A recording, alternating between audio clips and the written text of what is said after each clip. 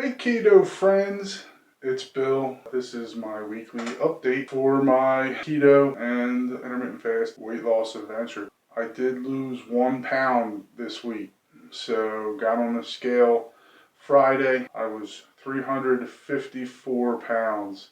Last week I did do 2 longer stints of intermittent fasting, so I went 24 hours 2 times during the week, basically skipped the dinner. Today is Monday the 18th of October, so I'm actually in the midst of a fast, a 24-hour fast now as well. I'm not going to eat dinner tonight. So the plan is to see if I can get to eating just once a day for more of an extended period of time, maybe throughout the entire week in terms of weekdays, and then maybe on the weekends I would let up on that a little bit. Going to the 1 meal a day seems to be more consistently allowing me to make sure that I've dropped some kind of weight. So I expect, based on WW experience in the past, and for those who haven't watched all my videos, I've talked about this a little bit previously, but it was quite common to lose a pound or stay consistent, not lose anything. I would rarely gain, but I may maintain for a number of weeks, and then I'd see a bigger drop, maybe a month in or something like that. And that just happened to me recently, where for a number of weeks I had maintained my weight, and then Friday a week ago, we saw a 5 pound drop, which would have been an average of a pound plus per week over that previous period of time. So even though I've lost 1 pound this week, we may find that in a couple weeks there's still the bigger drop. So that would be nice, where if I can keep losing a pound a week and then still get the bigger drop, maybe at the end of a month I've lost 10 pounds or something like that. It's speculation, we'll see. I'm still definitely early especially in the intermittent fasting. I hadn't done a whole lot of that in the past to really know what's going to go on over a long period of time. What I can tell you for sure is that I'm extremely motivated to continue forward, and I want to drop a lot of weight before it's all said and done. So we're not going to let up.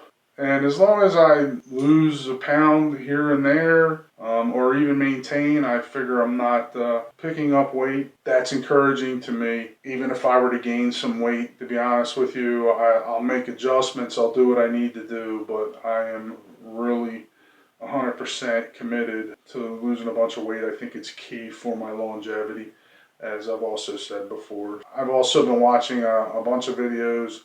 There's a podcaster, Lex Fridman. So Lex Fridman specializes in AI, I believe, in his current career, and he's a computer programmer. But he has people on his podcast from all walks of different scientific communities.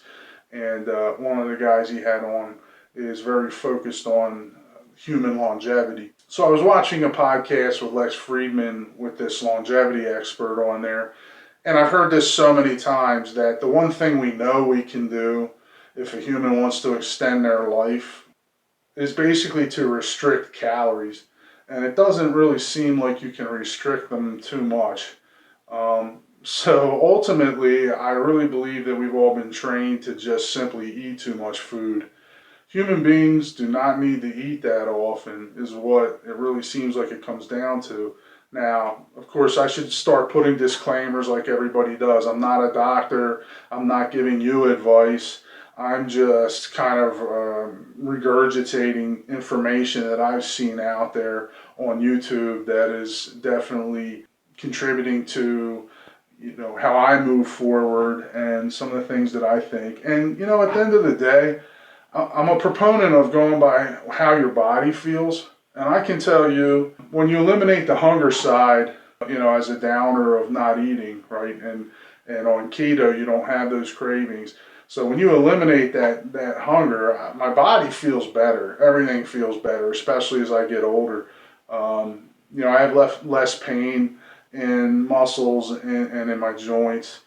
They say that with keto and with less carbs, you reduce inflammation in the body. I can just tell you experientially that that seems to be the case, at least in my body. My head is clearer. You know, there's times in life, just maybe you're hungry or whatever, and you start to not to be able to think clearly. The more that I fast, the more that, believe it or not, because they say with fasting, I just don't think I'm doing it to an extent where it's actually causing my head to go cloudy. Like, I do think long-term fasts could result in, you know, you have to be careful about what you're doing. You don't want to be, you do not want to be operating heavy machinery and things like that on a long-term fast. I'm talking about days at a time. I don't even think I'm nearing a window where, I don't want to say harmful in that way, but that it would have that kind of an effect on me. So quite to the contrary, what I'm doing now in terms of keto, you know, kind of dictating what I eat, and then intermittent fasting being, you know, a maximum of the 24-hour period without eating. My mind is much clearer on a routine basis. I'm tired less often. I sleep better. And I really am seeing all the benefits that so many out there advertise. Really appreciate everybody's encouragement and everybody that's watching. And as always, if you have any questions or comments, please go ahead and comment in any way that you can reach me, whether it's on YouTube, Facebook, if you know me personally, email, and I'll be happy to talk one-on-one with anybody that would like to. And other than that, I will see you on the next video.